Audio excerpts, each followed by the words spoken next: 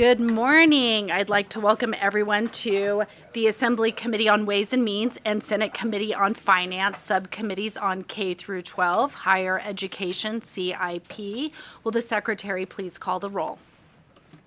Senators Buck, Canizaro, Scheibel, Stone, Dondero-Loop, Hafen, Howdigi, Assembly members Hafen, Howdigi, Koenig, Monroe Moreno, O'Neill, Torres Fawcett, Yeager, and Chair Bacchus. And I am present. Please mark Senator Canizaro and Assemblymember O'Neill present when they arrive. Also, please mark Assemblymember Howdigi absent excused. With that, on today's agenda, we are set for budget hearings on capital improvement projects for the Office of Chief Information Officer, Nevada System of Higher Education, Department of Tourism and Cultural Affairs, Department of Health and Human Services, Department of Corrections, and then obviously we will also conclude our hearing this morning with public comment. And just for those listening over the internet, to provide public comment at the end of today's hearing, the telephone number to call into is 888-475-4499, and then when prompted, provide the meeting ID, which is 893-3160-4755, and then press the number sign when prompted for a participant ID. With that, I will go ahead and welcome Administrator Will Lewis and the rest of the State Public Work Division. And you guys are already ready, so please feel free to begin. Good morning, Chair Bacchus and members of the committee. Joy Grimmer for the record. I'm the Director for Department of Administration. Joining me today is Will Lewis, the Administrator for Public Works, Brian Walker, Deputy Administrator over Professional Services, and Mike Brown, Chief of Staff of Planning. I'll now turn it over to Will Lewis. Good morning. Again, for the record, Administrator Will Lewis, Public Works Division. Again, we're very pleased to present our second presentation of a high-level overview of the Governor's budget request for the State of Public Works Division during this 2025-2027 legislative session. As shown on this slide, these are the projects requested for the presentation. They are, stay with me, Office of Chief Information Officer, Nevada System of Higher Education, Department of Tourism and Cultural Affairs, Department of Health and Human Services, and then we're going to round out with the Department of Corrections. With that said, I'd like to turn the presentation over to Mike Brown. Thank you, Will. Good morning. For the record, Mike Brown, Chief of Planning.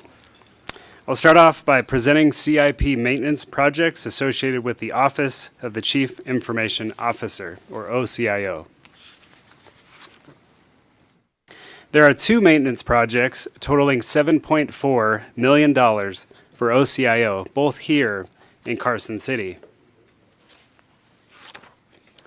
As you can see on the map, the OCIO data center is located just one block east of our location here at the Capitol. Two projects, 25M13 and 25M16, will take place here.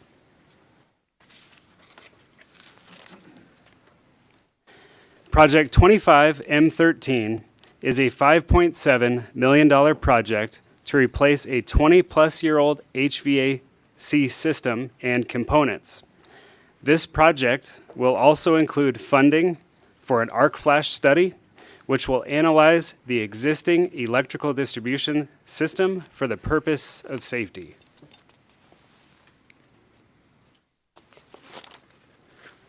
The second project at the OCIO data center is 25M16.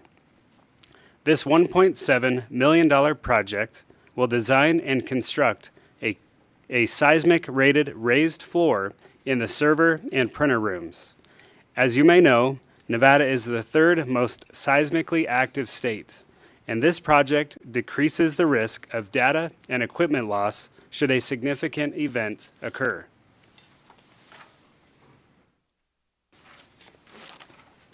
I would now like to pause for any OCIO project questions you may have.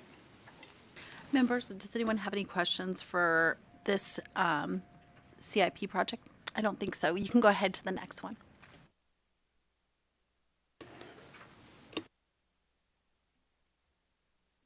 All right, thank you, Mike. Good morning. For the record, my name is Brian Walker. I'm the Deputy Administrator of Professional Services for the State Public Works Division, and I will discuss the Nevada System of Higher Education project. So as you see here, there's a single NSHE project recommended in the CIP this session.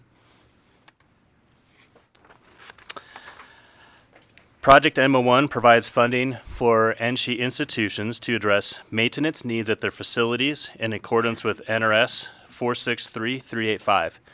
This NRS section establishes the higher education capital construction and special higher education capital construction, or HECSHEC, funding source for this project. It's also called slot tax revenue. This project is historically funded at $15 million per biennium, and the funding is split among NSHE institutions based on the percentage of total maintained square footage of buildings greater than 5 years old. So like I mentioned, this is a $15 million project. $3 million will come from slot tax revenue, and the remaining $12 million will come from state funds. With that, I'll pause for questions on this project. Thank you. We'll go ahead and start with Senator Dondero Loop.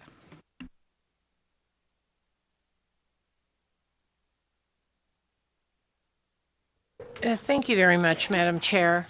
Can you give us some more information on why the Department of Administration or the State Public Works Division is no longer charging fees on the NSHE deferred maintenance project? Brian Walker for the record, thank you for that question. Yes, that's a change this session over last session. The reason we're not is because the NSHE projects are basically paying for our services, paying for the fee indirectly themselves through just the applications they make to the state building official. So when other entities do projects that are outside of state public works, they submit an application to the building official, and there's a permit fee associated with that. We found out last session that that's what was happening on these NSHE projects. And so the line item on there for public works fees was almost actually a double dip, because we had money set aside for ourselves, and then NSHE was paying the permit fee separately. So we were getting paid twice. We didn't charge the state twice because we pull out of that line item in the budget when we put time to it. We were not. So that was just sitting there not being used. So this session, we removed the line item because it was, like I said, not being used, and we expect the NSHE institutions will apply for the building permits like they have in the past and pay for the fee when they submit for the permit. Follow-up, Madam Chair. So just to make sure that I'm clear, so in the past, was NSHE charged twice, if you will, or paid twice? Brian Walker for the record. No, they were not. They were not charged twice because it was just not being used. Okay, so the fee was only coming out once. I wanted to Correct. make sure you weren't going to reimburse. Yeah. Always need money for education. Thank you. Thank you so much. Members, does anyone have any other questions regarding the CIP project for NSHEs? Okay, with that, we'll go ahead and move on to the next CIP.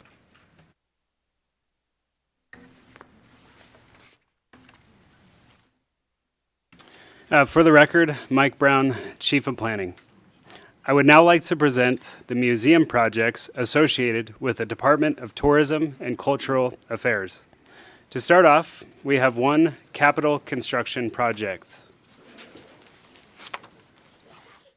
The Nevada State Museum in Carson City is located just north of us here at the Capitol.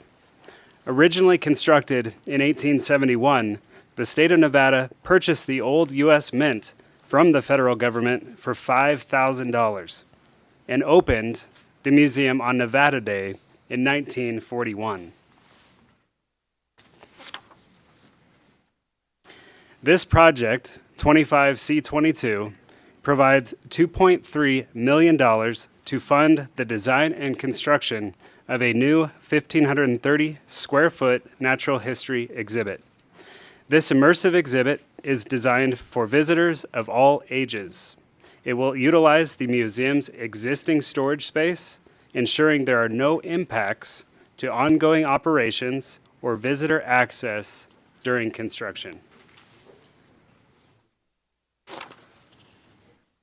Now I would like to present to you museum's single planning project.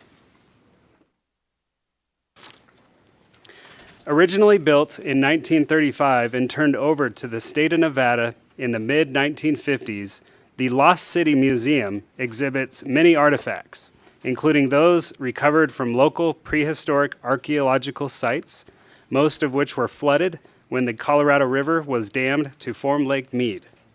The museum is located on State Route 169, south of Overton in the Moapa Valley, as shown on this map.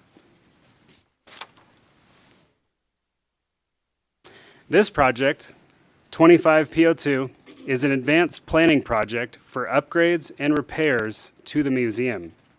Although building additions were completed in 1989 and 1991, a comprehensive maintenance project has not been completed in recent history.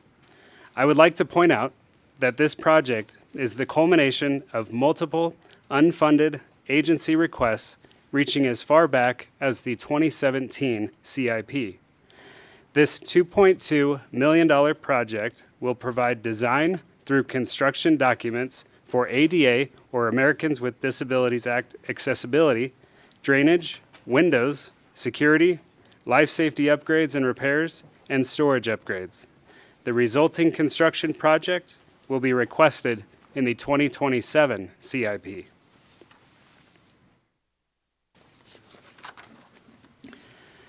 Next, I will present the maintenance projects for museums included in the 2025 Governor's Recommended CIP.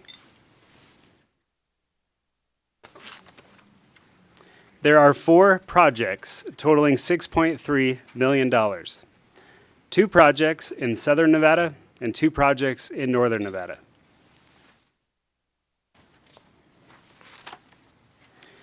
$25M22 and $25M25 will take place in southern Nevada at the Nevada State Museum in Las Vegas, located at US 95 and Valley View on the beautiful Springs Preserve.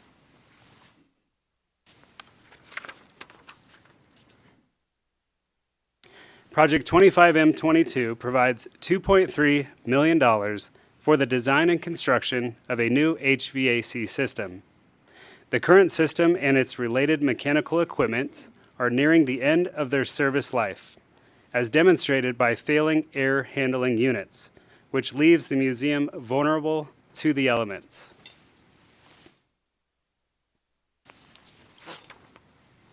Project 25M25 is a $309,000 project for the installation of 2 reverse osmosis filtration systems into the existing humidification and air handling systems. The overall goal of this project is to maximize the useful life of the equipment by removing fine particulates and other impurities from the supply water. The museum relies on these components to maintain acceptable humidity levels for artifacts. The next maintenance project is located at the Nevada State Museum in Carson City, shown here on the map.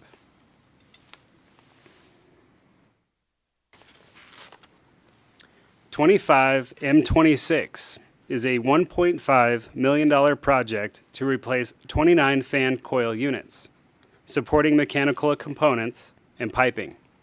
This equipment is approximately 34 years old. Many of the fan coil units are not fully operational, and an obsolete temperature control system hinders the availability of replacement parts. Providing proper climate control ensures a positive experience for guests and museum personnel alike.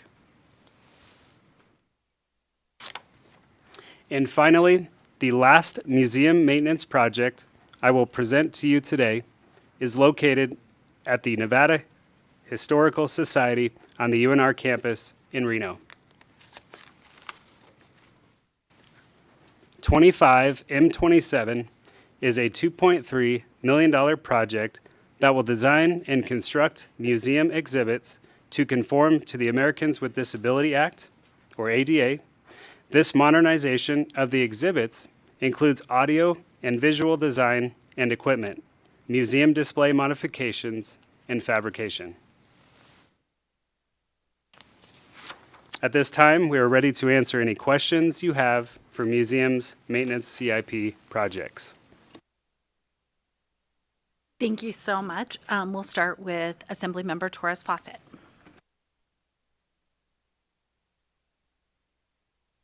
Thank you, and thank you for the presentation. This question is in regards to Project 25C22. Why is the recommended funding source entirely from the general fund appropriations rather than a combination of the general fund and the agency funds?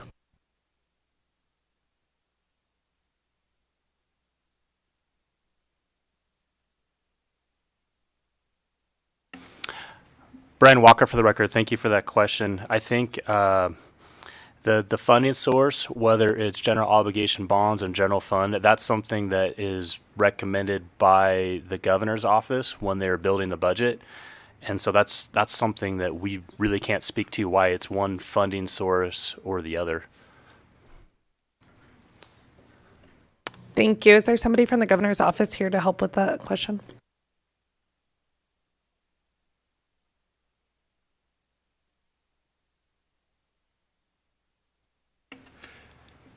Good morning, Curtis Palmer, Deputy Director of the Governor's Finance Office. I don't have an answer for that, so I'll have to get some information and get back to you. Thank you. If you could get us some clarification too on why the room tax funds are not being used for this project as well. Absolutely. Thank you. Thank you. Additionally, I did have one more follow-up, Chair, if that's all right. If there would be no disruption of the operations or the visitor access to the museum during the construction of the vacant South Gallery, why is 10% occupied facility allowance being added to the construction cost of this project? Brian Walker, for the record, I think it still is an occupied facility, even though it won't be disrupted. We carry that allowance for occupied facilities. It gives room and funding for the contractor to do things like put up temporary walls, phase of construction, or do temporary kind of utilities inside of the building or things of that nature. So it's still required because it is still an occupied building. Thank you. We'll go to Senator Scheibel. Thank you. I wanted to ask a little bit more about Project 25-P02, the Lost City Museum. And I noticed that included in the presentation was the plan to ask for more funds in the 2027 biennium. And so my question is, if you were to receive those funds and do this major overhaul of the facilities, how would that impact visitors and operations?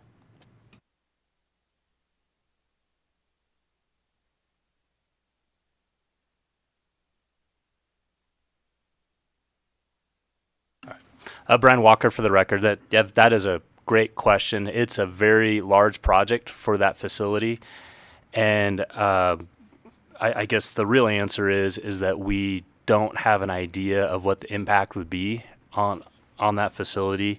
That's something that we would look to develop as we're moving through this planning project and develop the design. But I think we would anticipate, yes, there would be some disruption. We would probably look to mitigate that during design of the project to make, basically to understand what that disruption would be and to mitigate it if that's possible. But that's something we look forward to developing as we design the project. Administrator Will Lewis, for the record, one of the disadvantages when we're dealing with projects at Lost City Museum is it's an old structure. And so the minute we start opening up walls and we start dealing with the existing, we find things. So this kind of gives us a little bit more of a budget so that when we do find those unforeseen occurrences, we have the funding in order to address it. I'm sorry.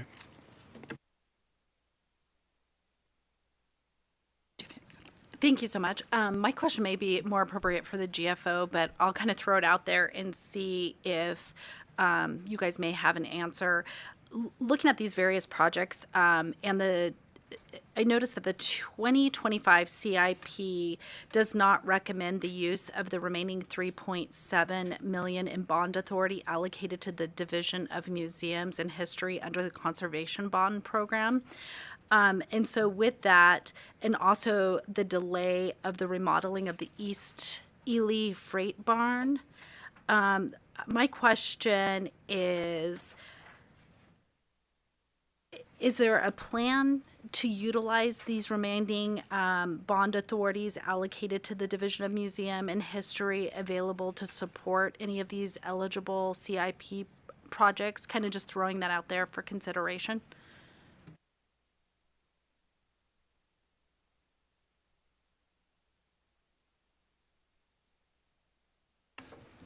Again, Curtis Palmer for the record, Deputy Director of GFO.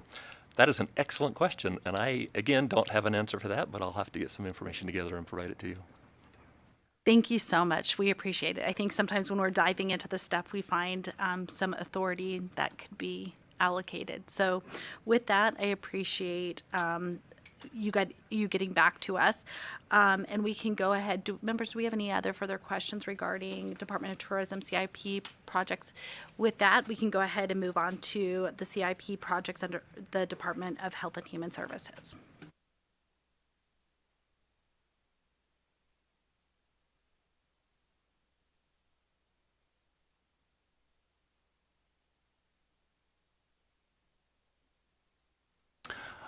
All right. Thank you. So again, for the record, my name is Brian Walker, Deputy Administrator for Professional Services at State Public Works. I'm going to continue with the Department of Health and Human Services capital construction projects. So the first project we'll cover is Project CO1. This will construct a forensic facility for DHHS in Las Vegas. So shown here is a project location. The red outline is the entirety of the DHHS campus, and it's bounded by West Charleston Boulevard, South Jones Boulevard, West Oakey Boulevard, and CSN's Charleston campus to the west. I want to start with a map of the existing campus for you.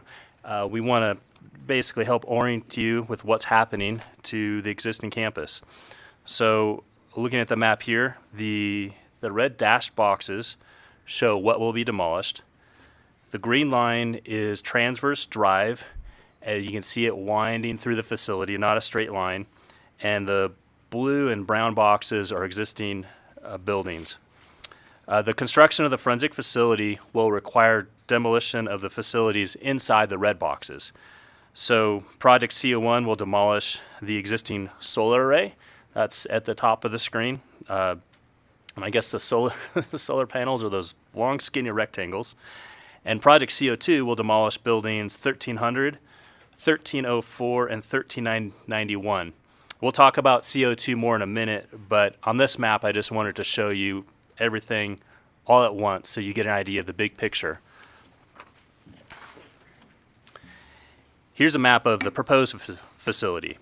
Project CO1 will construct the forensic facility and its surrounding parking lots. You can see that located in the blue at the center of the map. Also shown on this map are Project CO2 buildings, also in blue as DRC Building A, B, C, and Area D. CO1 will be a 300-bed, 327,000 square foot psychiatric facility for mentally disordered criminal offenders. This facility will meet the division's public and behavioral health statute requirements.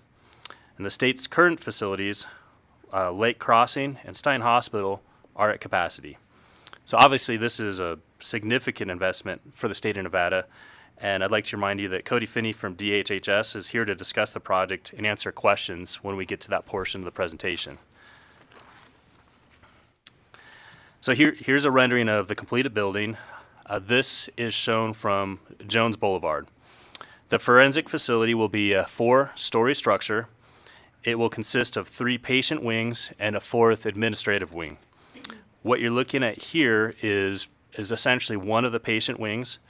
The administrative wing is poking out on the left side of the image.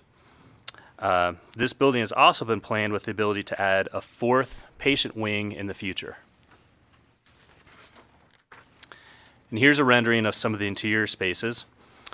The facility's 300 beds will provide 30 intake and assessment beds, 60 long-term beds, 30 high-risk beds, and 180 competency restoration beds. The upper left and lower right pictures show public spaces, and the upper right is a private room. This will be the state's first purpose-built forensic facility. Stein and Lakes Crossing were converted to meet this need.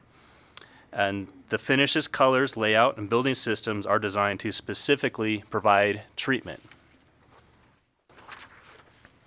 Here's the bottom line for the forensic facility. This is a $382 million project and is completely state funded. I also like to highlight, as shown on this slide, that Project CO2 is required to allow the forensic facility to be constructed. All right, so now let's talk about Project CO2. This is the same map that we showed you, but just as a reminder, this is where Project CO2 buildings will be located. DRC buildings A, B, C, and the DRC area D, as shown on this map. And it's really, the kind of the lower and the right-hand side of the map. Project CO2 is a $38 million project and is completely state funded. As a reminder, as stated before, CO2 provides the land needed to construct Project CO1. The next project is youth mental health intake buildings at Summit View Youth Center with Project C12. Summit View is located in the northeast corner of Las Vegas, just south of I-15 on Range Road, as shown on this map. Here's a map of the facility itself. The buildings to be constructed are noted as the green boxes on this map. This project will construct a 1,300 square foot intake building in the northeast corner of the facility. It will also construct 3 1,400 square foot support buildings in the southwest corner. The intake building will include a classroom, offices, restrooms, and intake room. And this will enable the facility to establish a juvenile justice youth intake and assessment unit at Summit View. Project C12 is a $5.5 million project and is completely state funded. The next project, C23, will construct a parking lot at the Northern Nevada Adult Mental Health Campus. As shown here, this campus is located between Glendale Avenue and I-80 in Sparks. And the proposed parking lot is located just south of North Street, which is funny to say, right in the heart of campus. It's that rectangle right in the middle. This will be a 100-space parking lot with lighting. Project C23 is a $1.1 million project and is completely state funded. All right, with that, we'll change a little bit and I'll cover DHHS's single planning project. Project PO9 is another project located at the Northern Nevada Adult Mental Health Campus in Sparks. This project will design replacement of the campus's underground electrical, communication, water, and sewer infrastructure. This is a 100-acre campus with the first building, aptly named Building 1, being constructed in 1920. The existing underground infrastructure has served its purpose and is now failing. Water lines leak, sewer lines are full of roots, electrical infrastructure is 30 years old, and the fiber optic network is already 20 years old. So this project will provide a comprehensive utility upgrade for the campus. Project PO9 shown here is a $1.9 million project and is completely state funded. With that, we'll cover Project PO2, which is for DHHS's maintenance projects.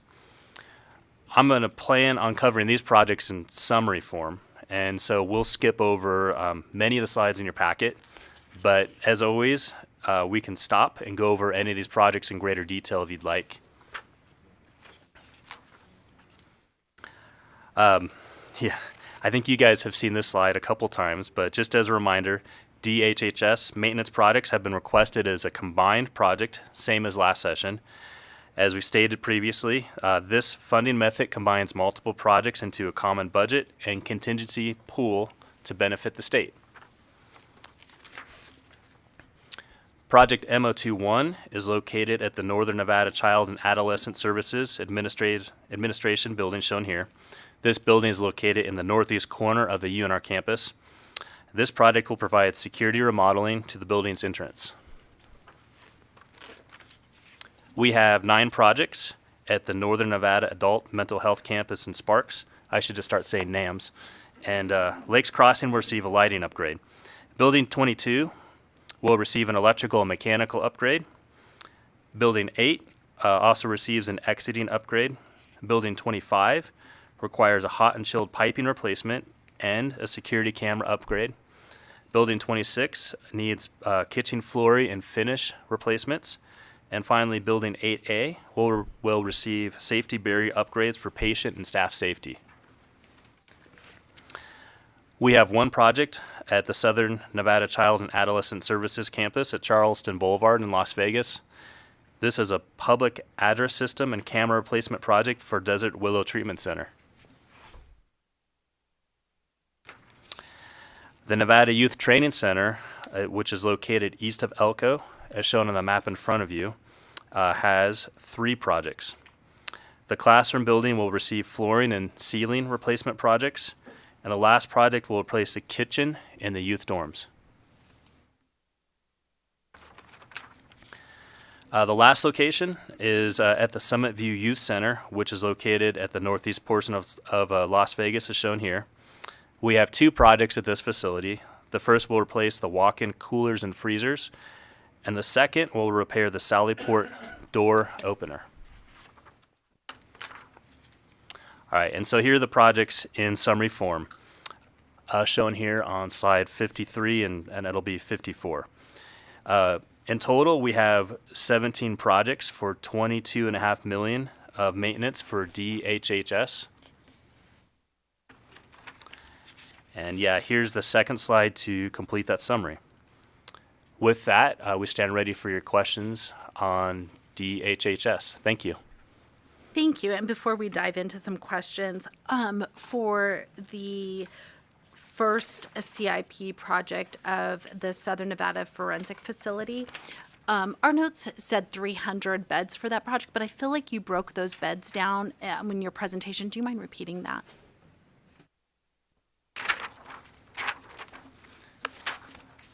Ryan Walker for the record. I'd be happy to break that down again as soon as I find my notes. It's probably right at the beginning, I feel like, when you were talking about it. Slide 34. Thank you. Brian Walker for the record. You guys are definitely paying attention up there. So the breakdown is as follows. So the facility has 300 beds, and the plan is to provide 30 intake and assessment beds, 60 long-term beds, 30 high-risk beds, and 180 competency restoration beds. So 30, 60, 30, and 180.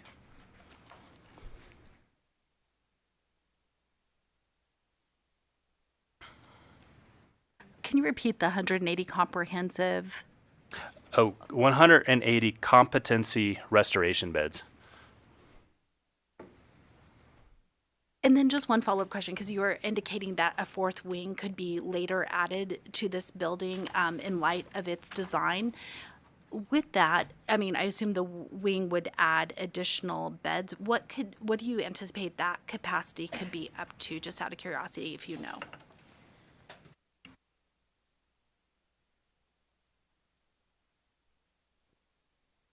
Brian Walker for the record. That 4th wing is anticipated to add 90 further beds to the facility. Thank you so much for that. And we'll go ahead, and we have some questions from our members regarding the various projects. We'll go ahead and start with Speaker Yeager.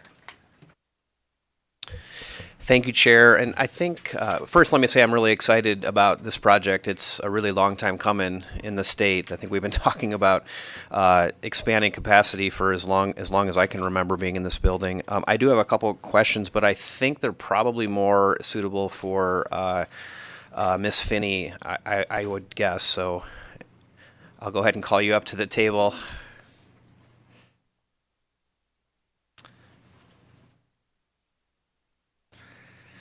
Thank you and good morning.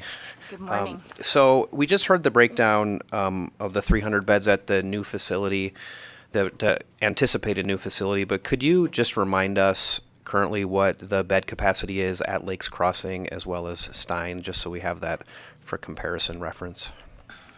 Good morning. Cody Finney for the record. Thank you so much for the question. And of all the questions I prepared, I didn't bring that one. But I did bring our statewide forensic program coordinator, Mr. Drew Cross, and I'm just going to surrender right now and give it up to him. So thank you very much. He's going to know exactly.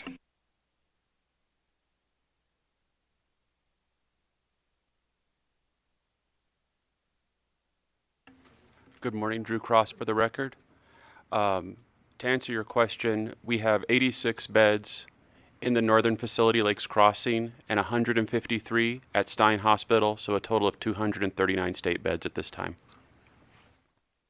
Thank you for that. And Chair, if I could ask a follow-up on that. So, obviously this project's going to take some time to construct and be done, but I'm wondering when the new facility is constructed and we have those 300 beds come online, are you still going to be utilizing Lakes Crossing and Stein for forensic services, or is this going to basically supplant what they're being used for now? So the design of the new, I'm sorry, Drew Cross for the record. The design of the new hospital is intended to serve all of Clark County and a few smaller surrounding rural counties. We will keep Lakes Crossing online. However, Stein and 3A would cease once the new hospital is online.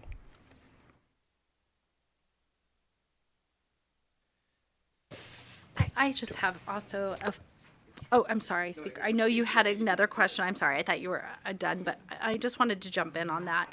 With respect to the existing facilities that are there, what is the plan for what those buildings are currently intended for? And if we need to, I may need to, you know what, let me go back to Speaker Yeager to ask his question, because we may have to switch out for someone else to answer my questions. Go ahead. I'm going back to you, Speaker Yeager. Thank you, Chair. That actually was very helpful. I had a chance to speak to my colleague, and we have another question. So I just want to make sure I understand what you said. So I think what you said was, you'll keep Lakes Crossing because that's in the north, and obviously this new facility is going to be in southern Nevada. But you indicated that essentially, I guess Stein would. Here's the clarification. Is Stein going to cease to exist, or is it going to be repurposed? I mean, right now it's got 153 beds, and I think a number of those are being used for competency restoration. So just talk to me about Stein in general. What's going to happen with Stein? And I know we're talking about 2029, I think, when this facility is going to open, so we're going to use our crystal ball a little bit. But if you could talk about how you envision that working, please. Drew Cross for the record. So the approach will be methodical. Stein and 3A will remain online during the construction of the new facility, continuing to serve the forensic population in alignment with Lakes Crossing in the north of the state, and that wouldn't change until the new facility opened. And then I guess if I could, when the new facility opens, would Stein just essentially 3A just go away, or is it going to be used for something else at that point? Do we have any idea? I'm going to let the administrator answer that one. Thank you. Cody Finney for the record. Please forgive our musical chairs. So at that point, the discussion has been that Stein and 3A would be demolished and would be turned over as part of Campus for Hope. So I will say, if I might add, that Stein was repurposed a number of years ago when we had a previous round of this issue with need for capacity to restore competency, and the building had at that time outserved its useful life, as my colleagues say, and really is not ideal for the purpose that we're currently using it for. So this purpose-built building would solve a lot of challenges for us. Thank you for allowing me. No, thank you. And Chair, if I could, I think I could go down this rabbit hole quite a bit, but I just have a couple more questions that I think might be pertinent. And so we heard about a potential fourth wing that would add 90 beds. And I guess my question there is, we can always add that on later, but do we think, are the 300 beds going to be adequate for the capacity when we get to 2029? I'm just wondering if we might want to consider trying to add that fourth wing. I feel the chair of ways looking at me because I'm suggesting that we find more money, which we don't have, but I just wonder if it makes sense to consider that or what the thought process was there, because it seems like we are always in the situation of not having enough beds. Cody Finney for the record. My understanding and instinct, frankly, at this time is that the 300 beds plus the continuation of some of our programs in the community would be sufficient capacity, sufficient capacity while we plan for that addition. That being said, they didn't issue me a crystal ball when they gave me the job, so that is really just based on my studying of this for the last 10 or so years. Thank you. And Chair, if I could, I think I know the answer to this, but the potential fourth wing later on with 90 beds, is that, if that has to be constructed, is that up in the air in terms of what those 90 beds would be used for? And so we know what the capacity is, but we maybe don't know what those beds would be used for. Or do we have a plan if that fourth wing opens in terms of how those beds will be divvied up between at-risk, intake, competency restoration, et cetera? Cody Finney for the record. There is always a plan, but we also try to remain flexible. And so at this time, I wouldn't be comfortable committing to a particular population within those populations. We do see additional long-term clients coming at us, and so we need to remain flexible about how we use those beds. Thank you. Great, thank you. That may be a better question for the 2029 or 2031 version of the legislature. And Chair, if I could just ask one last question on this. It's sort of related, sort of not. And Ms. Finney, I know we talked about this, I think it was last week when we had the budget hearings, but I think it makes sense if we can put on the record a little bit just today, like, what is the plan between now and 2029 when this facility comes online to try to get those wait times down in terms of competency restoration? And you mentioned a little bit about some of the existing programs that you're taking advantage of now. If you could just talk a little bit about those to tell us what we're going to try to do to mitigate this issue while we wait for the building to come online. Thank you, Cody Finney, for the record. We have had some significant success with making sure we get people to the right level of care by buying services in the community for skilled nursing facilities for patients who are better served there.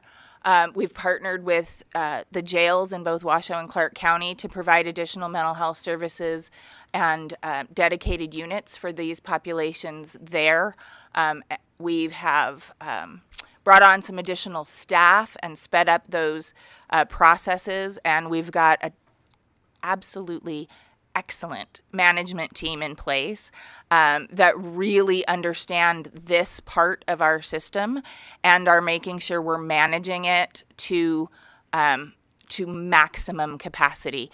I want to point out right now that Stein is running at 99% capacity. That is we actually wouldn't expect a psychiatric hospital. My expertise is in running psychiatric hospitals.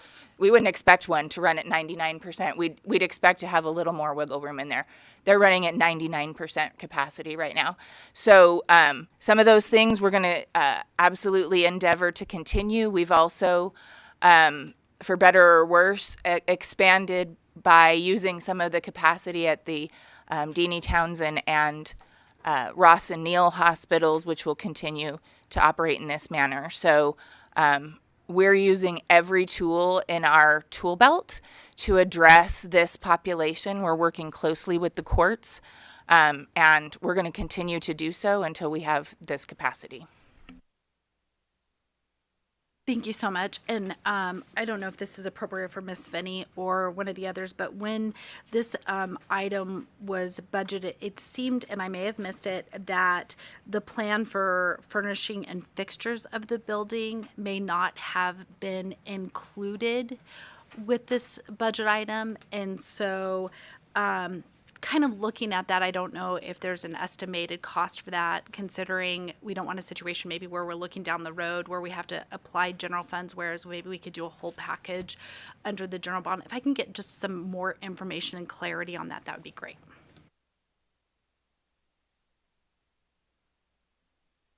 Yeah, Brian Walker for the record.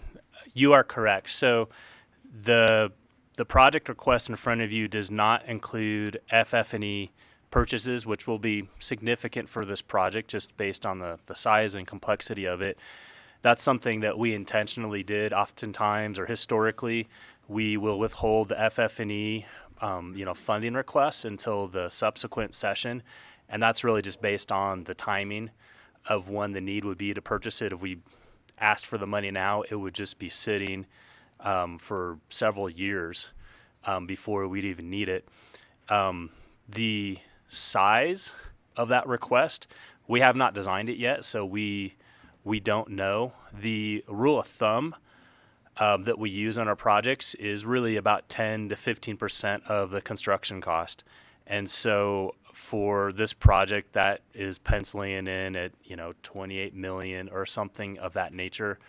But that's something that we would look to refine and develop it as we design the FF&E, and something that we would request next session. Okay, thank you for that. We'll go on to our next member. We'll go to Assembly Member Monroe Marino. Thank you, Madam Chair. And my questions are going to be on CIP 25 CO2 and slide 36. So during the CIP hearing last legislative session, and then the project was 23 P06, the advanced planning for this facility, there was no discussion of a need to demolish the Desert Regional Center, the buildings that were there, during last legislative session. So can you tell us when it was determined that certain DRC buildings would need to be demolished to provide the necessary land for this new forensic facility? Yeah, Brian Walker, thank you for that question. You are correct. When we asked for this project last session, that was not on our radar. That's something that we, as we began design, we began to understand that problem. The issue we ran into developing this project and just the square footage that it needs is if we were going to live within the footprint that we originally envisioned, that would not, basically require demolition or relocation of those buildings, we would have had to construct a high-rise building, which, although would have been large and grand and fun, is not cost efficient for the state or for the just the operation of the facility.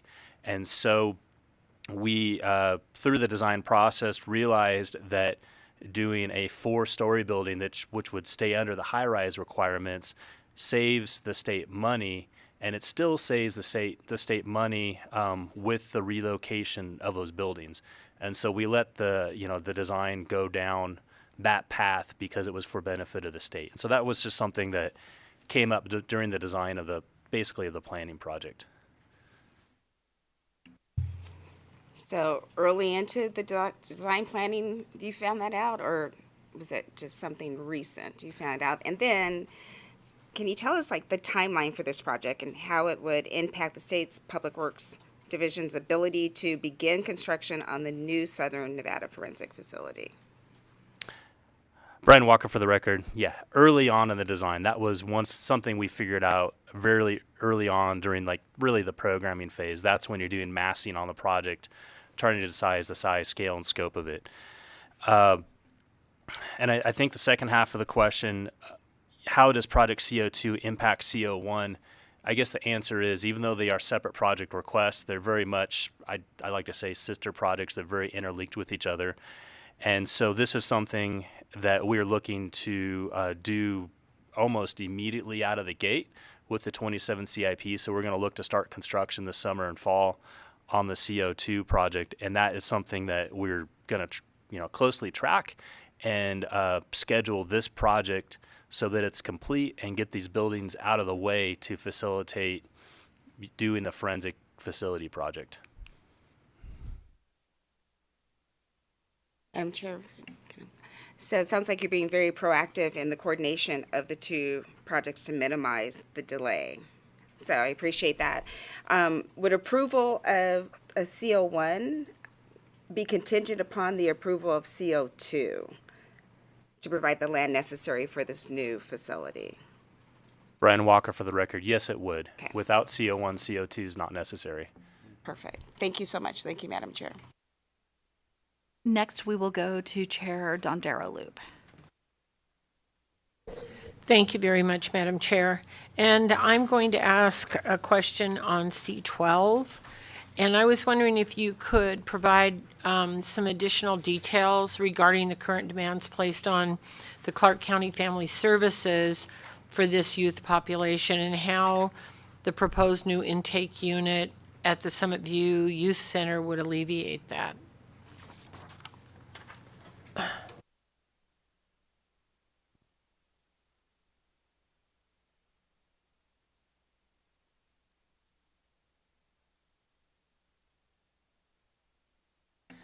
Good morning. For the record, Marla McDade Williams. I serve as the administrator for the Division of Child and Family Services. The intake center that we are planning at Summit View is intended to bring youth who have been committed to DCFS, that is committed to the Nevada Youth Training Center, Summit View, or Caliente Youth Center from the counties. It will ensure that right now, when a youth is committed, we have to make an assessment of that youth and what their needs are and where we would place them within our system. We don't always have direct access to youth when they're in county detention, and so it delays the time that they come into our care. The intake center will ensure that we bring them in sooner, do necessary evaluations to determine the most appropriate placement for those youth. We will have clinicians, we will have educational personnel. They will be able to start what we call programming, start meeting their obligations to their commitment, if you will, sooner rather than later. So right now, when they are in a county detention facility, they are not earning credit towards meeting their obligations for their commitment. So once we bring them into Summit View in this intake assessment center, they will start earning that credit. The intent is that it moves youth through the system faster and it alleviates the block, if you will, that we have right now where we aren't able to process them fast enough. Okay, thank you. And so, am I right that the area that you're servicing is Clark County and some neighboring small counties? Is that what I heard earlier? For the record, Marla McDade Williams, it would be statewide. So- But as you know, the majority of youth are in Clark County. Right. So I guess my question where I'm kind of going with this is, if my youth is in Winnemucca or Reno, it doesn't matter, are we sending those kids down to that other facility? So I guess I'm always thinking they're kids, right? They might be away from family or whatever counsel they need there. So is that the way that's going to work? For the record, Marla McDade Williams, they are juvenile. They have been adjudicated in a juvenile justice court. They have been committed to DCFS to serve out based on a crime that they committed. So these are not youth who are looking for behavioral health care. They are youth who have been committed to us for detention in one of our facilities. So yes, every youth in the state in that situation is either going to Elko, Correct. Caliente, Right. or Las Vegas. I recognize that. I just wanted to kind of clarify what we were doing with that particular facility. So I appreciate your answer. Thank you. Thank you, Madam Chair.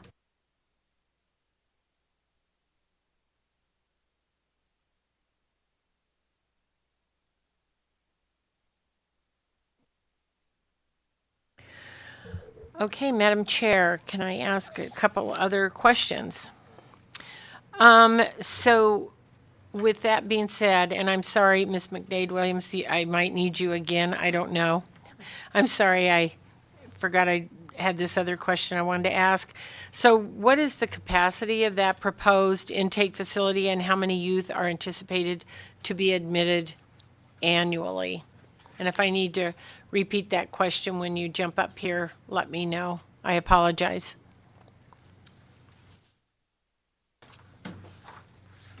For the record, Marla McDade Williams.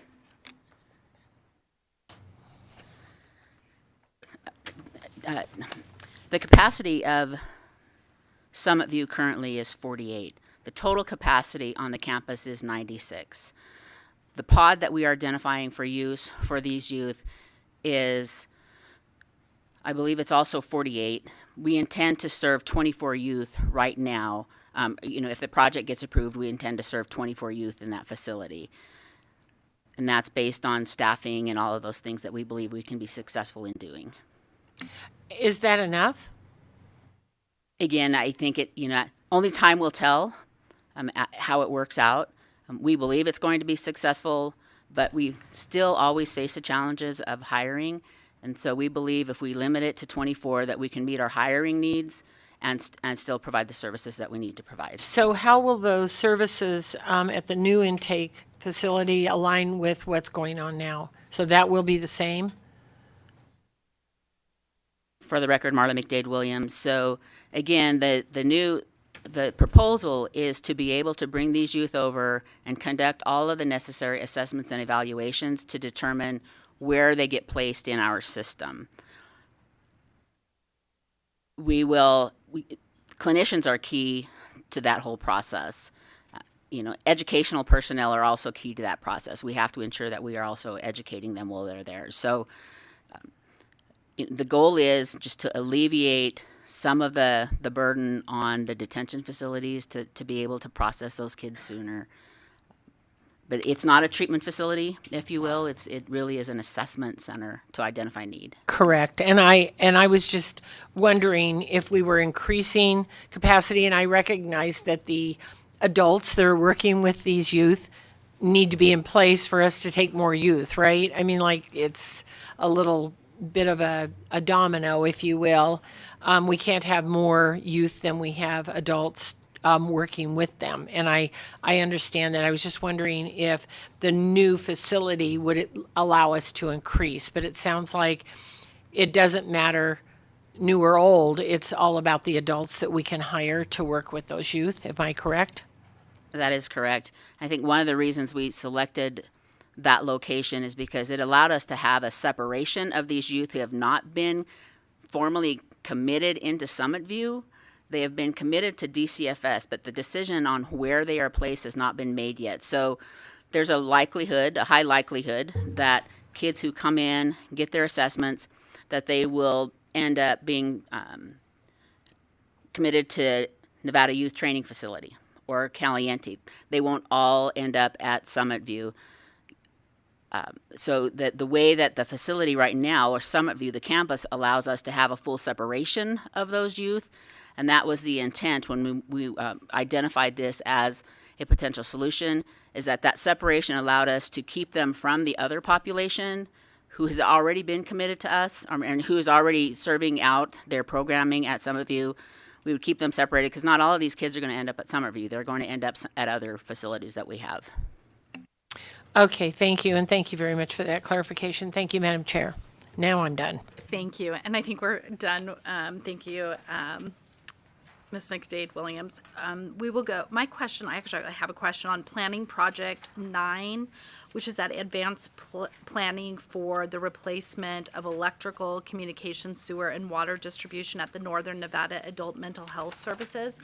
And specifically, I mean, when you described the challenges that this campus is facing, especially when I think about roots going through the sewer lines and other challenges that could impact the water there at that facility, how does the agency plan to manage those challenges right now at the campus, giving an anticipated completion date of the project being in 2030? So it's like about 6 years out.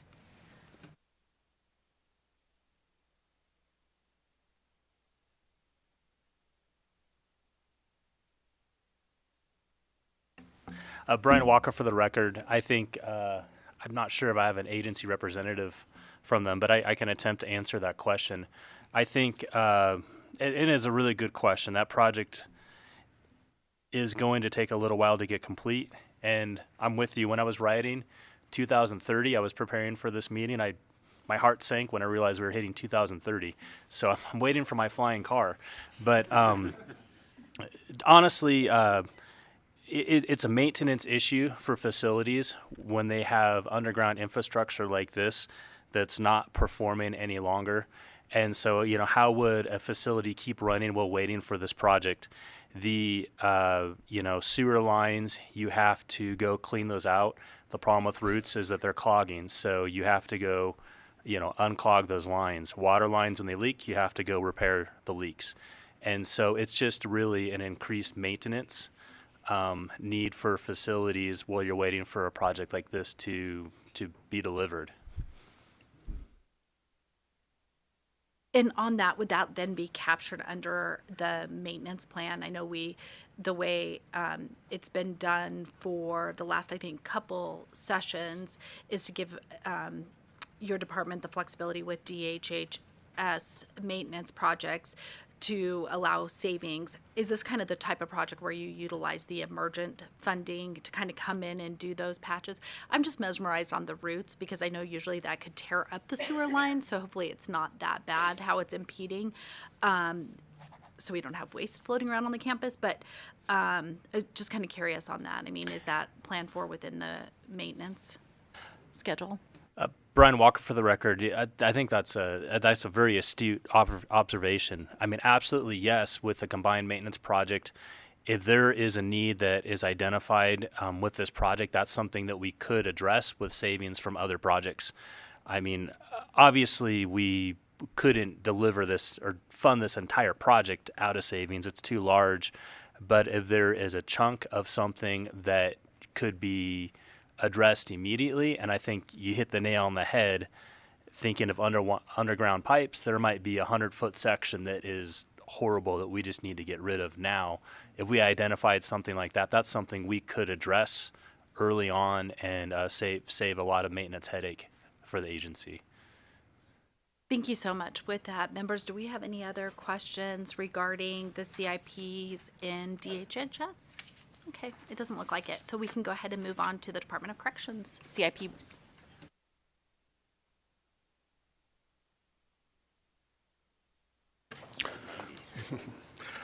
For the record, Will Lewis, Administrator, Public Works. To begin, we would like to present 3 capital construction projects for the Department of Corrections. First is Project C10. It is the upgrade of the recreational yards at Ely State Prison. As indicated by the red box on the slide, the site is located 14 miles north of Ely. This project will construct 4 security-grade fenced recreational yards for inmates. It will feature vehicle and pedestrian gates at the housing units and will include several basketball courts. The total budget for the project is $2.8 million, and it is a 100% state-funded project. Our next project is C11. It is the recreational yard enclosure replacement at High Desert State Prison. This slide shows the proximity of High Desert State Prison just off US 95, located 38 miles north of Las Vegas. Where are we at?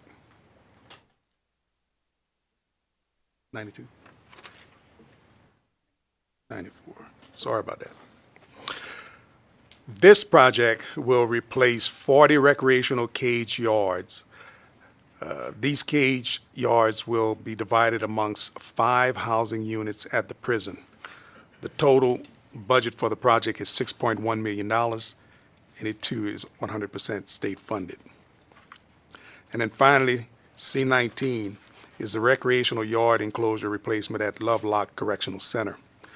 This slide shows Lovelock Correctional Center located off I-80, about 10 miles from Lovelock, Nevada. The project will construct 28 recreational enclosures for the inmates, and the total budget for the project is $5.7 million, and it too, again, is 100% state funded. To begin this segment, we would like to present our one and only planning project for the Department of Correction. This project, P01, the advanced planning, the culinary, bakery, and laundry building at the Northern Nevada Correction Center, as indicated by the red box. The site is located less than 5 miles southeast of Carson City.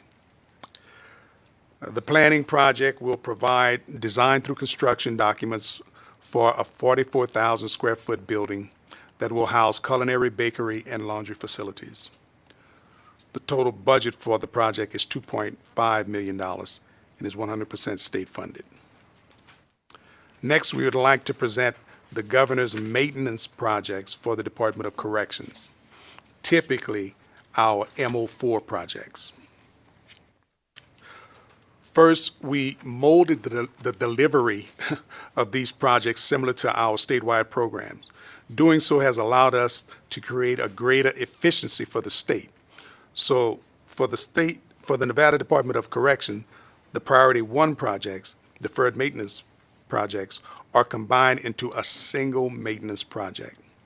Second, the primary benefit to this model is, first, the Public Works can immediately implement Priority 2 projects with funding as funding becomes available. And then our second advantage is that by implementing this process, these projects can avoid early increases of project costs. In the following slides, we will highlight projects under 25 MO4, starting with the Florence McClure Women's Correctional Center. It's located off of US 95, north of Las Vegas. Project MO41 involves the replacement of the evaporative coolers in housing units 7, 8, and 10. Next, we have 2 projects at the Indian Springs Prison Complex, located off US 95, north of Las Vegas, as shown on the map. MO42 is for the installation of surveillance cameras, and MO48 is for the replacement of the central plant boilers. Then we have 2 projects at Ely State Prison, located 14 miles northwest of Ely, Nevada. MO43 is for the removal of a mezzanine in Building 10, and MO44 is for the repair of the emergency generators. Next, the Lovelock Correctional Center, located off of US 95, is the site of Project MO49, which is the replacement of the underground fuel tanks, pumps, and related components. And located just south of Carson City, the Northern Nevada Correctional Center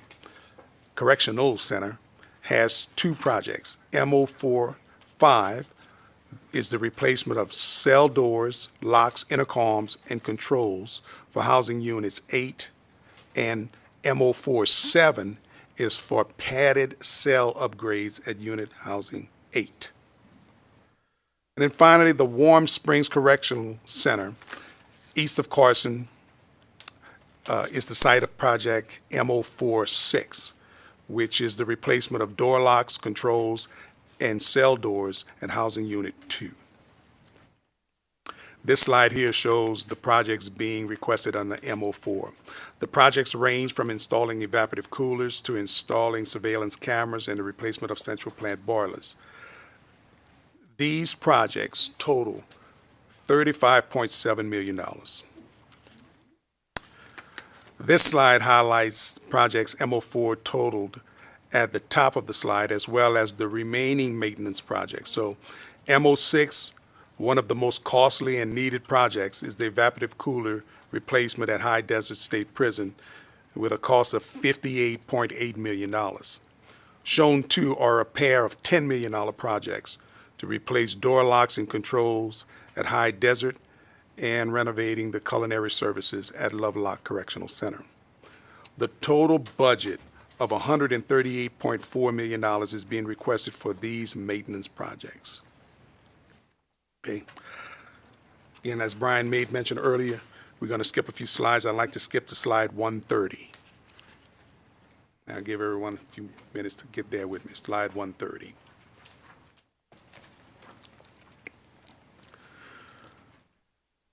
For the next few slides, we'll highlight Project M06.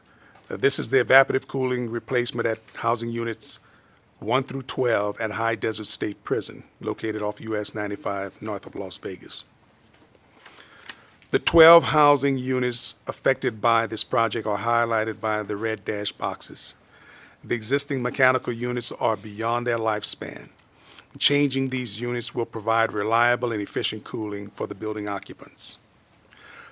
This project will design and construct the replacement of the rooftop evaporative cooling equipment, as well as the exhaust fans.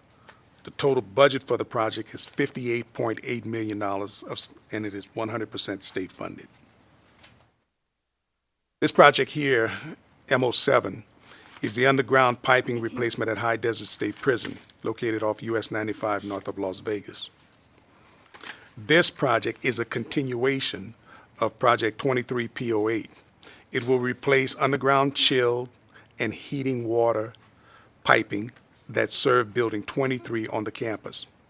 The total budget for the project is $22.7 million, and it is 100% state funded.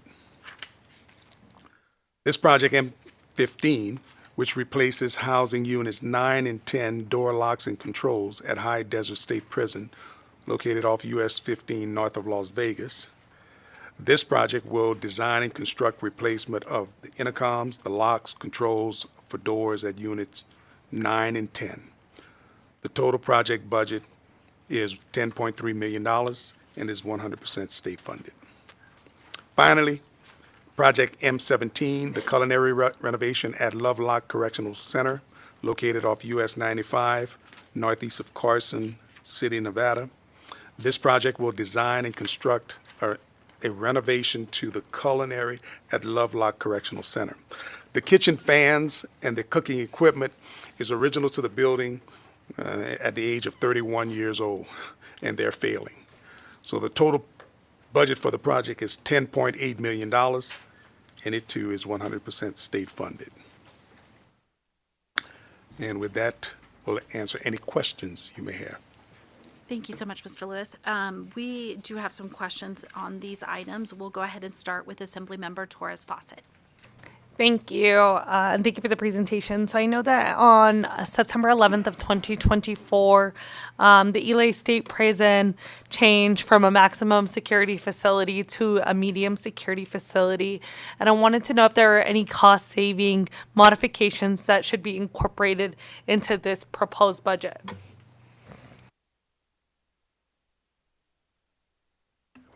Brian Walker, for the record, thank you for that question.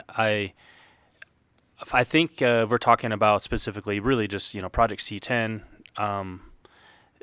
The products that we put forward in the CIP took that change in custody level under advisement, and so these are developed with that current understanding of the prison. So based on that, change from maximum to medium, we wouldn't, change our projects. Thank you. I just noted that you had turned in all this information in April before that change had taken place. So I wanted to know if there were any changes after, but it doesn't appear that there are any. Thank you. And then I had another question regarding the same budget item. I apologize for not telling you which one it was, which project it was first. Are there any housing units 1 through 8? Are housing units 1 through 8 all currently being used at the Ely State Prison to house the offenders?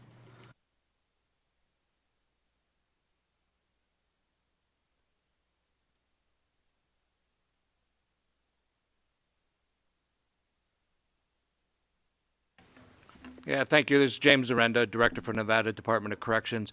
One housing unit is currently not being utilized. The population numbers actually doubled at the state prison in Ely.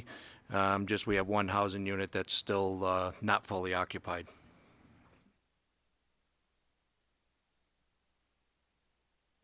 Thank you so much. We'll go ahead and go to Senator Scheibel. Thank you, Chair Backus. Good to see you, Director Zarenda. I have questions on Project C11 and C19, and we'll start with C11, which I think is about the yards at High Desert. And as a side note, I find it a little bit disturbing that we refer to the enclosures as cages, but maybe it's good to just be honest about what we're doing. And my question is how those enclosures actually improve security at the prison? So James Render, for the record, first of all, I don't call them cages. I call them all recreational enclosures. So what happens is over the years at the High Desert State Prison in-house, they made these recreational enclosures for higher security offenders that have to either be separated or have continuous gang issues between each other. And we found out when they did them in-house, all they did was utilize regular fencing. And what we found out over time was those are extremely easy to tamper with and easy to security breach. There was an incident last year. It literally took less than 5 minutes for an offender to break out of one of the cages, and there was a homicide as a result of that. Those recreational enclosures that we are requesting to put in there are made of expanded steel. They are supposed to be tamper-proof. They're supposed to be more security so that you can't go from one area to another or escape from them for the purpose of criminal activity. What our design for that facility is trying to get offenders out of their housing units a lot more than they are. We call them recreational enclosures because we also want to utilize clinical recreation for those offenders to get them more socialized so that we could start putting more than one in an enclosure, which we can't do now, so that we could start socializing those that have socialization issues and using our mental health more so that we could actually have better programming for them and get them out of their cells where they need to be and get them out of the housing units. And from a practical perspective, I understand they're made of expanded steel instead of aluminum or whatever a chain link fence is normally made out of.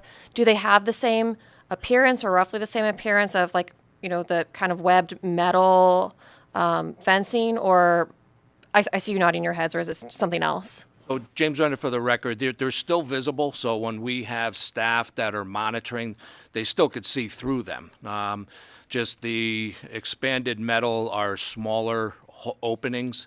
And they're from a distance, you could still see exactly what you need to see. So it's not going to have a security issue of not being able to visualize inside those areas. Okay, thank you. And kind of along the same topic, what other upgrades or changes are going to have to be made to the facility to accommodate the higher security level? So James Render, for the record, currently we are changing all of our housing unit showers, shower enclosures. That's currently being done right now. That's a big deal because the higher security offenders, we already found out they can break out of those showers as well. It's made of the same metal that the recreational enclosures were made of. So we're getting smarter at what we're doing.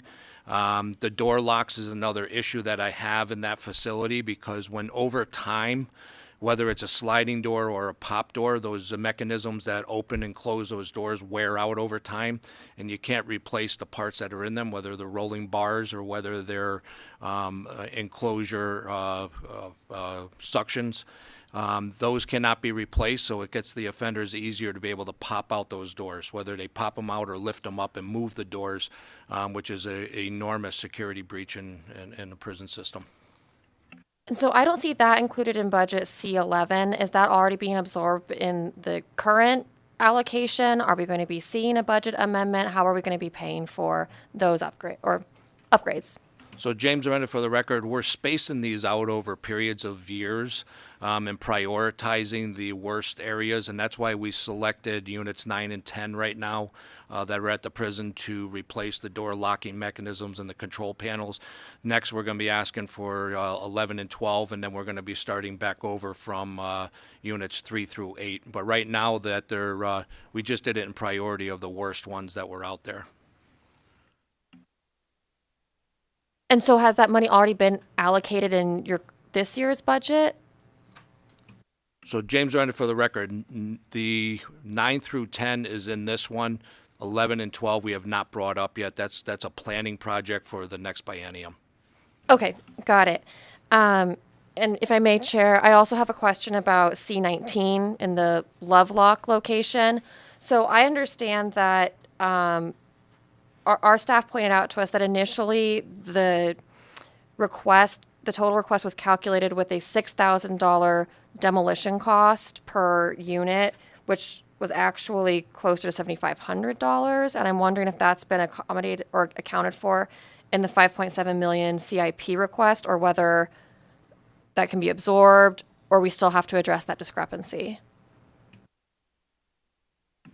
Not sure what that's referring to. I'm not sure if that's the mezzanine that has to be demolished. That's falling down. That's actually an OSHA issue. We can't. It used to be where they used to put the boilers on top of that. We can no longer utilize those areas now. But if that's what it's related to. Administrator Will Lewis, for the record, again, Brian just brought to my attention. So we had two costs for that exercise, and we can't absorb the additional costs or the difference between the two. So we got that already covered in the project contingency. Thank you. Thank you so much. I just had a follow-up, Director Zarenda, because I just didn't recall from last biennium. For those shower enclosure change, is that work that's already going on in this biennium? So James Arenda, for the record, yes, it is. It's currently going on now. It was money that was left over from a current CIP project that was in those units at High Desert already, and it was absorbed into that. Okay, thank you. We will go next to Majority Leader Canizero. Thank you, Madam Chair. I have some questions on the 25 PO1 for the culinary, bakery, laundry facilities at Northern Nevada Correctional Center. So, what are the challenges that you currently have with the laundry facilities there? And how would this new laundry facility then address those issues? Sure, thank you. James Arenda, for the record. So currently the laundry and the kitchen was built for a facility half the size. It was not built for the capacity it's currently at. When you double the capacity and you're utilizing these kitchens and laundries a lot more than they're actually designed for, they break down, the equipment becomes more expensive, more costly. What the new kitchen and the new laundry will do will actually fit the actual capacity of the facility, so we're not costing more money to be able to do repairs and actually have down systems all the time that we do now. Okay, so it sounds like that is mostly a capacity issue with respect to the laundry facilities, and I see you shaking your head, yes. James Arenda, for the record. Yes, it is. Okay.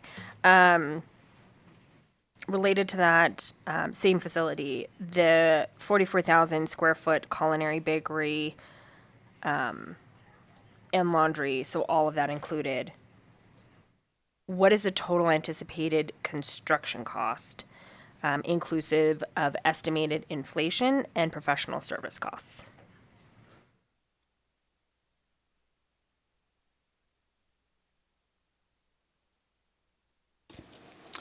For the record, thank you for the record, Mike Brown, Chief of Planning. There we go. It's been a while since I talked. The construction costs for that specific project, approximately $41.8 million.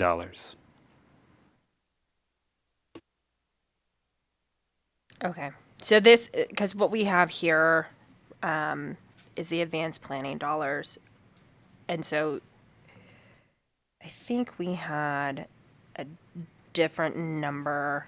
Can you just confirm that? It's 41.8? For the record, Mike Brown, Chief of Planning, yes. Okay.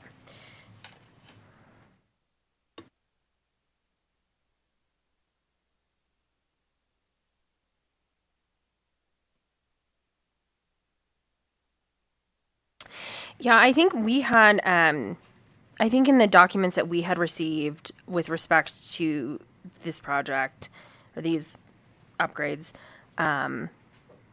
at the Northern Nevada Correctional Center, we had a total, excluding inflation and the professional service costs, of 25.6 million. So is that still accurate? And that difference between the 25.6 and the 41.8 is for that inflation and professional service costs? For the record, Mike Brown, Chief of Planning, thank you for that question. I need to clarify. So the construction costs indeed are $25.6 million.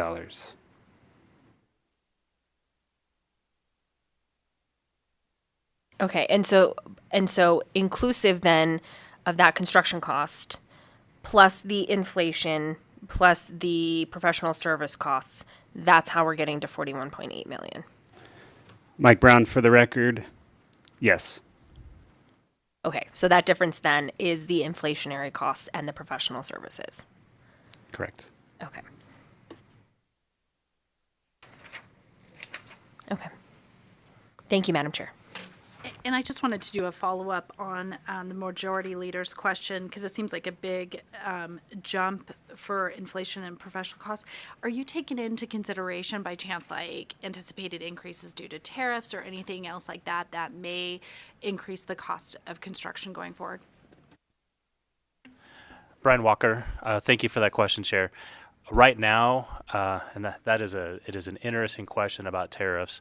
Right now, what you have in the book does not include any price or funding escalations for tariffs. That's something that's just based on just our escalation report that we had was basically put together for us at the beginning of this exercise when we developed the CIP project. So that's just basic escalation, contingencies, professional services costs right now. Thank you for that. I will go to Chair Dondero. No, sorry. I will go to the other chair, Chair Monroe Marino. Thank you, Chair. My questions are going to be on 25M06, the evaporated cooling replacement in housing units 1 through 12 at High Desert State Prison. I think we all went through lots of conversations during the interim about the cooling system at the facility. Could you tell us your contingency plans if the existing cooling equipment at High Desert fails during what we know will be extreme summer temperatures prior to the installation of the new evaporated cooling equipment? So James Renda, for the record, we are already preparing for that. We purchased 8 enormous portable swamp coolers that are going to be utilized in areas where we either have excessive heat or a unit that is under repair or having a problem. We've also purchased over 120 individual swamp coolers for inside cells. So when we have areas that are excessive heat, that we know the cell units or the cells that themselves are actually of excessive heat, we do have portables that actually can go into those cells now, which we did not have last time. So when you say into the cells, like outside the cell, right in the cell where the offenders are staying? James Renda, for the record, right inside the cells. Okay. And then, are you utilizing correctional officers to facilitate in any of these projects, these CIP projects and the changeovers? And if so, are they doing that work during their regular duty hours, or are they doing it on overtime? James Renda, for the record, when we utilize correction officers for these construction projects, it's all overtime. It's not built into the actual project. And then how do you choose those officers? Because they have, subject matter experts because of previous employment, or are they just volunteering and learning So James Render for the record, I got to clarify, they're not actually going to be doing any of the project. They're just there for security. So we do not decide which employee actually over somebody else. It's based upon seniority at the time, where they fall on the overtime list, and just utilizing regularly trained correction officers. Perfect. Thank you so much. Thank you, Madam Chair. Thank you. Members, do we have any questions regarding the CIPs for the Department of Corrections? It does not look like we have any questions. So I appreciate all of your time, all our departments. Did you have some closing remarks or anything you wanted to make? Are you good? Okay, thank you, Mr. Brown. Administrator Will Lewis for the record. As everyone can see, we have a large amount of projects being recommended. And as I stated the last time in our last presentation, we understand the huge task we have as a state to get it right. It's tough. But by selecting the best, most impactful projects, based on you guys' recommendation, we're eager, we're ready to get to work. And from the proceedings of these, the final proceedings of these meetings. And with that said, we just thank you for the opportunity to present. We got a lot to do. Thank you. And thank you so much for your presentation. These are always ones that I truly enjoy because I love the maps. I like the way the presentation is done. So thank you for all the time that your team takes to put the presentation together. I'm going to give, I know we have an overflow room today in 1214. We're going to go ahead and move on to public comment. And so with that, I'm going to start in Las Vegas and then I'll come back here in just case anyone from 1214 wants to come up. Is there anyone in Las Vegas wishing to give a public comment this morning? Please make your way up. And when you get to the microphone, just go ahead and press that. And please state your name clearly for the record. Greetings, Chair Bacchus and the committee. Thank you. My name is Jagada Chambers, Jagada-Chambers. I'm just calling first and Sir, foremost. I apologize. I know your microphone appears that it's on. Is there any way you can direct it closer to your mouth? We're just really having a hard time up here in Carson City hearing you this morning, and we want to make sure we hear your public comment. That might be too good now. Can you hear me okay? It's still light, but we could hear you a little better. Okay. Again, my name is Jagada Chambers. I'll be brief. I'm calling to really support Mr. Dorenza in his request. I was privileged to be able to tour High Desert State Penitentiary during the heat, basically the peak of the heat season last year. Sales, we had took in temperature thermometers. We saw sales escalate to over 90 degrees. It becomes unbearable. Gentlemen and women were both thrust into these conditions. So I see that 58.8 million is a lofty price tag. But I would bring to the reality that the heat is very possible for someone to lose their lives in there. So anything that he is requesting, I really have to substantiate it because I was able to walk through there. And secondly, I would just petition this honorable body to maybe always place the things, in the most relevance when we're talking about upkeep or we're talking about beautification. Hopefully those adjustments don't fall in front of the realities that are going on in the Department of Corrections. I'll say that much. Thank you for your time, Chair. Thank you so much. I don't believe we have anyone else in Las Vegas wishing to give public comment. Anyone here in Carson City wishing to give public comment this morning?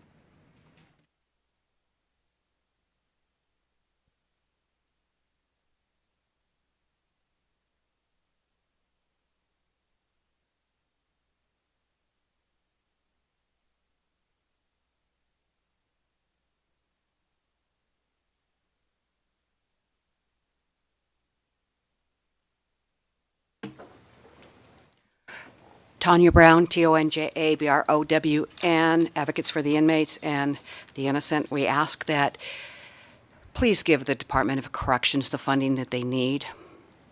I can tell you that I had received calls from inmates who were down in High Desert and even over at NNCC, but mainly High Desert, in which there was an individual, an inmate, who had passed out and had been taken to the hospital.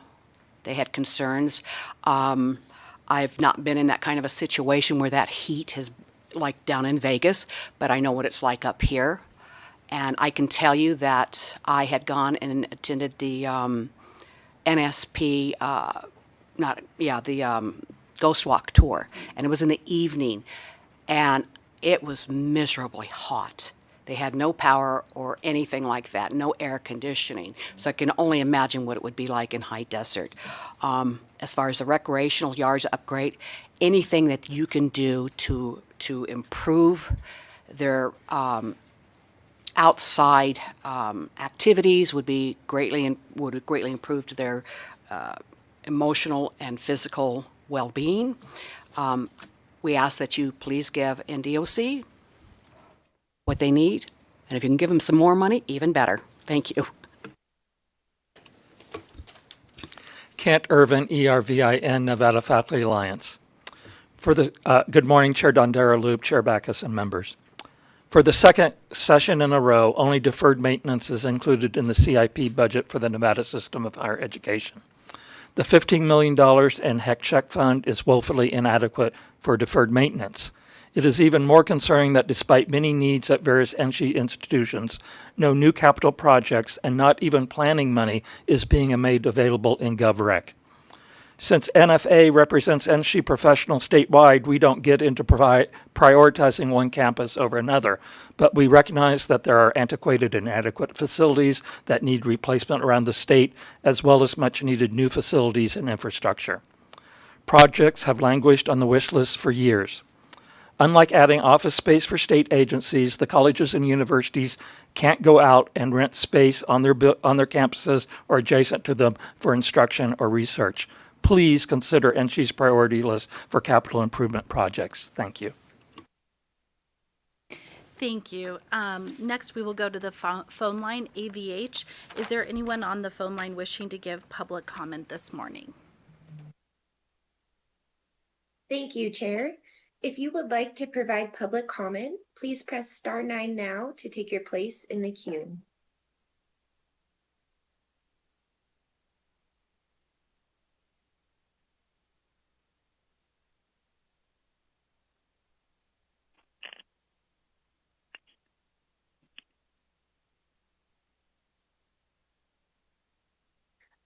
Caller with the last 3 digits of 299, you are unmuted and can proceed when ready. Good morning. My name is Nicole Williams, WILLIAMS. I'm a board member with Return Strong. I have a loved one that is incarcerated, and I also handle all the incoming mail we receive from our members inside. I'm calling in to support the Nevada Department of Corrections request for critical funding for the 4 facilities that house the majority of the incarcerated population within the state, as well as the only women's correctional center. Year after year, we receive letters begging and pleading for heat relief, especially during the summer months, sanitary conditions in the culinary, and doors and call buttons at work, which affect the safety and security for both inmates and staff. We also hear of constant lockdowns and no yard time. Being able to go outside, breathe fresh air, feel the sun, exercise, and socialize helps with physical and mental health, boosts morale, and cultivates a better culture within the facilities. These are not requests for luxury accommodations, but simply humane living and working conditions. We cannot continue to overlook these critical infrastructure and maintenance issues. Thank you. Before you hang up, can I trouble you? We're having a hard time with sound in our room. Do you mind emailing your remarks to asm.state.nv.us so that our secretaries can have your public comments for the record? Yes, ma'am, I can do that. Thank you.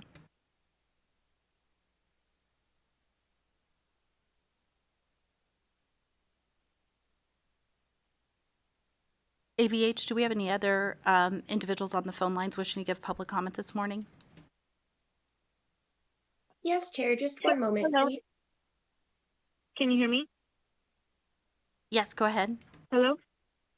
Okay.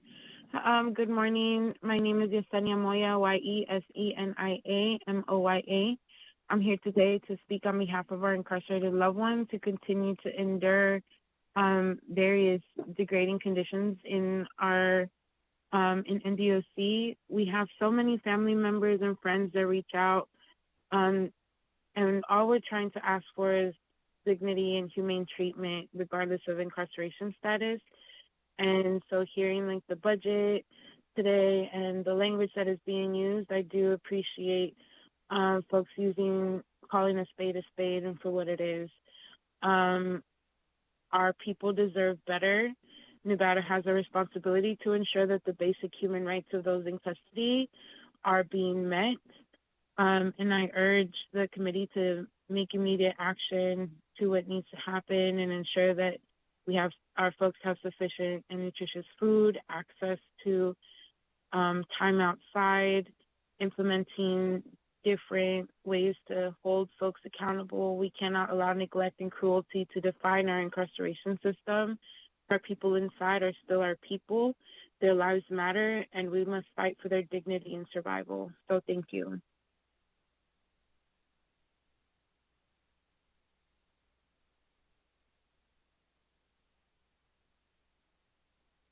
Good morning. My name is Denise Heredia, Heredia, and I'm the Associate Director of Return Strong, an organization that advocates for the dignity and human rights of incarcerated people and their families in Nevada.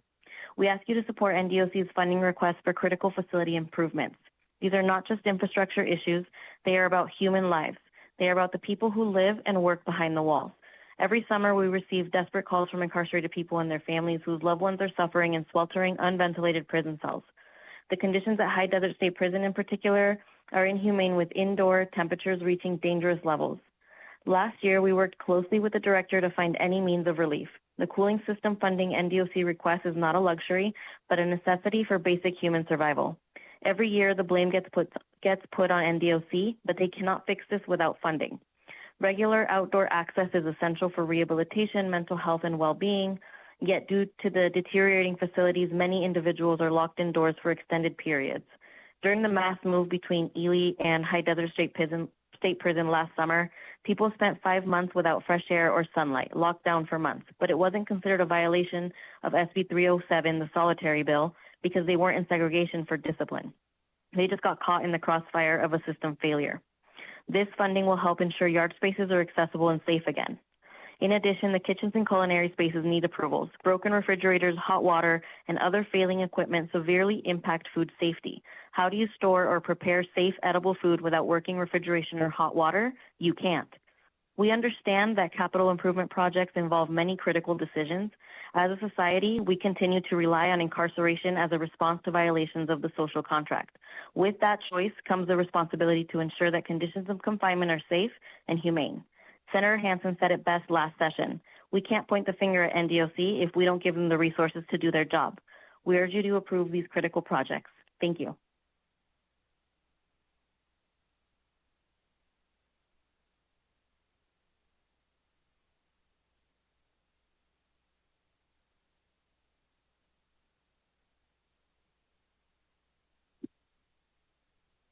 Hello, this is Yesenia Valencia, Valencia. I am in support. Just wanting to ask to please give the NDOC the funding that is needed. We have a lot of loved ones who are in there and are human beings. It's not even necessities or going above and beyond. It's just simply giving them the humane treatment that they deserve. The heat in Nevada is crucial, so heating funding is definitely needed. Yard time, all the necessities that is needed for them to have good physical and mental health. Anything that improves their well-being would be great. Just thank you guys so much for hearing us out.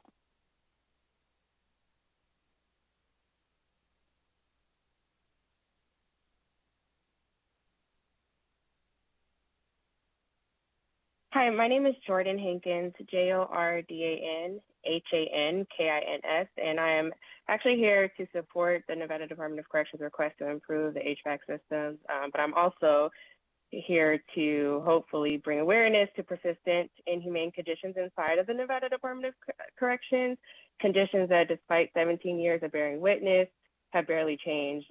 So we are claiming that rehabilitation is the goal, yet how can people heal, learn, incarceration when they are subject to conditions that break them physically, mentally, and emotionally? So we talked a lot about security breaches, but no real conversation about the root causes of the violence, unrest, and recidivism inside these facilities.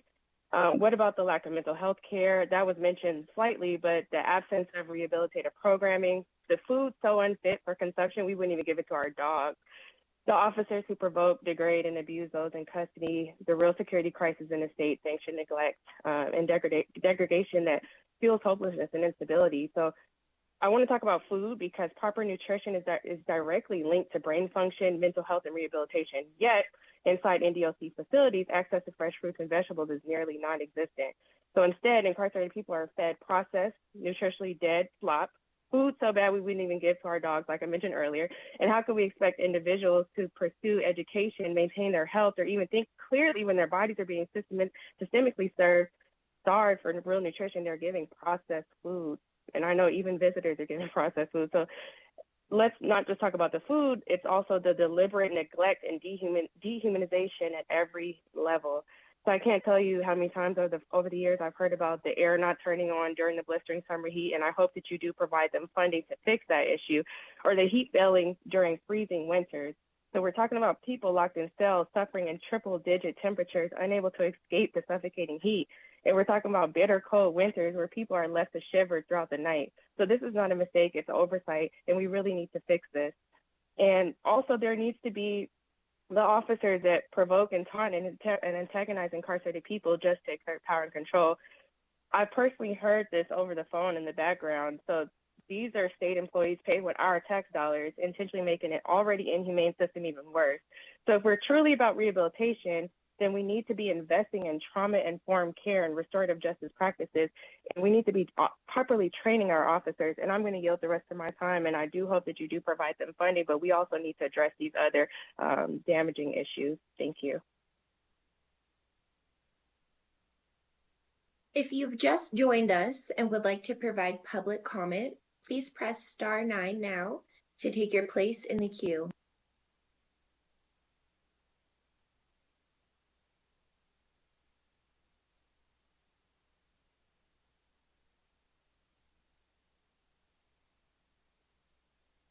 Good morning. My name is Ashley Shedd, S-H-E-A-D. First, I want to express my appreciation for Director Dorinda, who I believe is genuinely committed to real change within the Nevada Department of Corrections. However, meaningful reform cannot rest on his shoulders alone. It requires the support of decision makers like you and the funding, as well as facility administration staff, correctional officers, incarcerated individuals, and their loved ones. If we work together rather than against each other, we have the potential to achieve meaningful change, one that leads to true rehabilitation, reduces recidivism, and contributes to safer, more humane communities and correctional facilities. I'm here today to urge you to consider the critical need for funding to address these ongoing and escalating issues with the NDOC, particularly those that impact the safety and well-being of both residents and staff. One of the most alarming concerns I want to highlight is the state of High Desert State Prison, which was recently designated as a maximum security facility. While the intent was to enhance security, the reality is that the prison's infrastructure and knowledge of the staff are failing to meet the demands of such a designation. Here are a couple examples. The yard single-person enclosures are easily manipulated, and their maintenance is either ignored or inadequately inspected. If left unaddressed, this failure will lead to devastating consequences. Additionally, the shower doors in the maximum lockdown units are insufficient. They can be broken through with alarming ease. Just 2 weeks ago, an individual in one of these units kicked open a shower door in an attempt to reach another person. Fortunately, this incident was prevented, but how long before a similar attempt ends in tragedy? How long before it becomes yet another grim statistic from High Desert, which such events occur weekly? Lastly, as many of you have heard, incarcerated individuals continue to face unbearable conditions, especially in the summer months, when the heat becomes a health and safety hazard to everyone within the facilities. Last summer, my loved one was housed at Ely when the air conditioning failed. During our calls, I could hear the physical and mental toll it took on him. Tensions ran high as people struggled to cope with the unbearable heat. Many attempted to find relief by lying on the concrete floors, only discovered that they were also radiating heat. This is a serious health and safety hazard. This is not just a request for funding, it's a plea for immediate action. The well-being of those inside these facilities, both staff and residents, depends on it. We cannot turn a blind eye to these urgent issues any longer. I urge you to take a stand and support the crucial investment and be a force for positive change in Nevada's correctional system. Thank you for your time and consideration.